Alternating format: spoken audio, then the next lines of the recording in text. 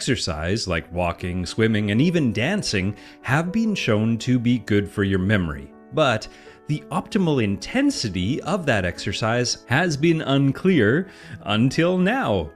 A recent study that was published in the Journal of Applied Physiology, Nutrition, and Metabolism has some very exciting findings in the fight against memory loss and dementia.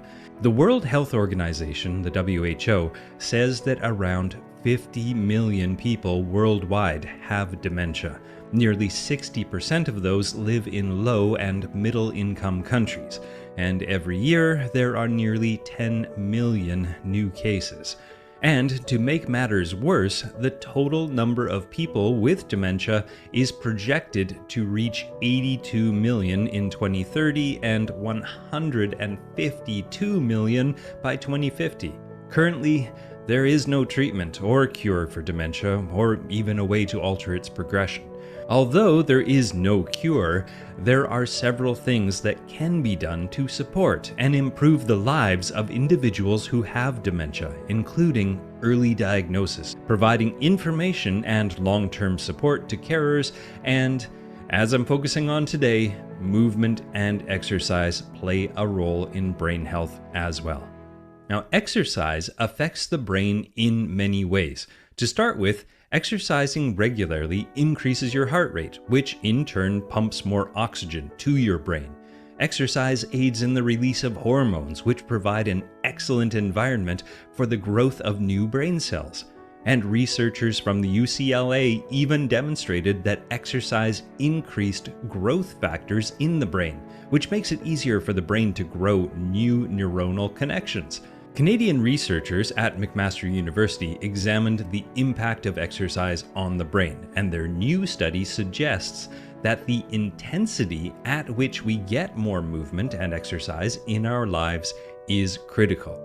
In their research, they found that seniors who exercised in short bursts of activity saw an improvement of up to 30% in their memory performance, while the participants who worked out at a steady state, moderate level, saw no improvement.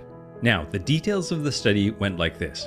64 sedentary older adults participated for 12 weeks in one of three groups. The first group was the High Intensity Interval Training Group, or HIIT. The second group was the Moderate Continuous Training Group, or MCT, and the third group was Full Body Stretching Routine, or the Control Group, known as CON.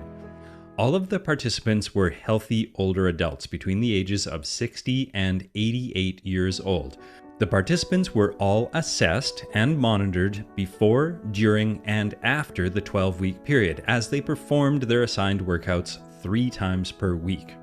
The group that was given the HIIT protocol performed 4-minute sets of high-intensity intervals on a treadmill with a recovery period between each interval.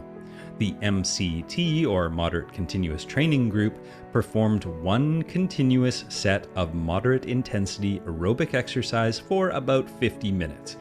And the CON, or Control Group, performed a yoga-like session similar to what you might find in an assisted living facility. Then, to measure the improvements in memory, the researchers used specific tests to assess the function of the newly generated neurons, which are a result of the exercise protocol. The tests can show that the new neurons were more active than the more senior neurons, which indicates that they are ideal for creating new memories.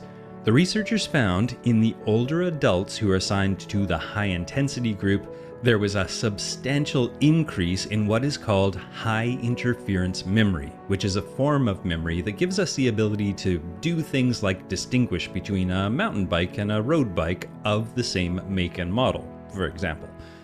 The researchers also found that any improvements in the participants' fitness level were also directly correlated with an overall improvement in their memory performance.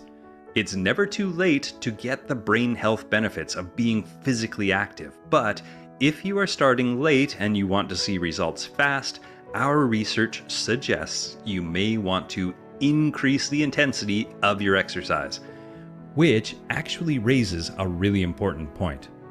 High intensity is not a one-size-fits-all scenario. A high-intensity workout means different things to different people. For a, say, 20-year-old track athlete, a high-intensity workout is an all-out killer sprint at breakneck speeds. For the same athlete's 75-year-old sedentary grandmother who may have arthritis in her knees, a brisk aqua jog is high intensity for her. What's important is that the person feels that they're giving the workout their all. To avoid injury, or worse, it is important to tailor the exercise to suit the current fitness level and current health level of the individual. So, adding intensity doesn't have to involve a trip to the track. It can be as simple as adding some hills to your daily walk, or digging in and increasing your jogging pace between street lamps on the street. Remember that the subjects in this study only did 4 sets of 4 minutes with ample recovery time in between to allow their heart rate to come down. Exercise is a promising intervention for delaying the onset of dementia. Adding some high-intensity bursts a few times a week is also proving to be an effective way to administer it.